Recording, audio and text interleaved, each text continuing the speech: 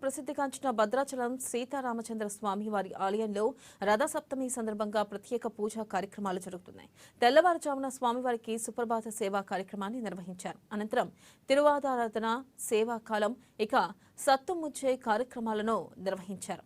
శ్రీరామస్తుతి ఉపదేశాత్మక పారాయణం అనంతరం సూర్యప్రభ వాహనంపై స్వామివారికి తిరువీధి సేవను ఘనంగా నిర్వహించారు. సాయంత్రం దర్బార్ సేవ తర్వాత చంద్రప్రభ వాహనంపై కూడా స్వామివారికి తిరువీధి సేవను నిర్వహిస్తారు. సూర్యుడికి చాలా ప్రీతికరమైనదని చదివిన వారందరికీ కూడా ఆయురారోగ్య భోగభాగ్యాలు ప్రసాదిస్తాడని ప్రతీతి. అటువంటి అద్భుతమైనటువంటి మహిమాన్వితమైనటువంటి శ్రీ వాల్మీకి రామాయణంలో ఉన్నటువంటి ఆదిత్య హృదయాన్ని ఉపదేశాత్మకంగా దేవస్థానం స్నానాచార్య స్వామి వారు ఉపదేశాత్మకంగా చెప్పడం జరిగింది.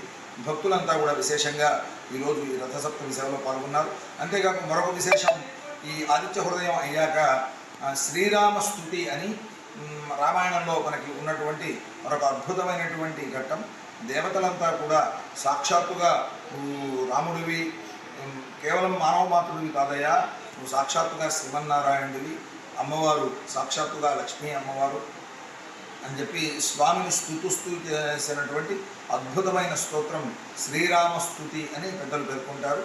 ఈ ఆదిత్య హృదయం శ్రీరామస్తుతిని ఇక్కడ ఉపదేశాత్మకంగా అందించి సూర్యప్రీతికి ఈరోజు నిర్వర్తించినటువంటి ఈ సూర్యప్రభ వాహన సేవ సందర్భంగా స్వామివారికి ప్రత్యేకమైనటువంటి ఒక ప్రసాదాన్ని, అంటే గోధుమ నూక పాలతో తయారు చేసినటువంటి ప్రసాదాన్ని స్వామివారికి నివేదన చేసి భక్తులందరికీ కూడా వినియోగం చేయడం జరిగింది.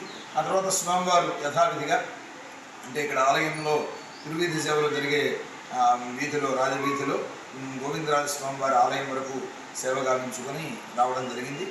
ఆ తర్వాత ఈరోజు సాయంత్రం చంద్రప్రభ వాహన సేవ కూడా యథావిధిగా ప్రతి సంవత్సరం జరిగినట్టుగానే జరుగుతుంది. ఇది అదనంగా సూర్యోదయ సమయంలో ప్రభాత వేళలో అద్భుతంగా ఈరోజు నిర్వర్తించడం జరిగింది.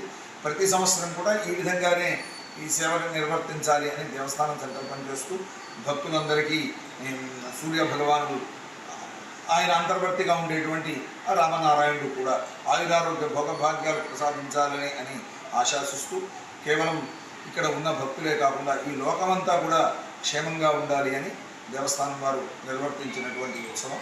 భక్తులందరికీ కూడా భద్రాచల రామచంద్ర మహాప్రభువు వారు ఆయురారోగ్య భోగభాగ్యాలతో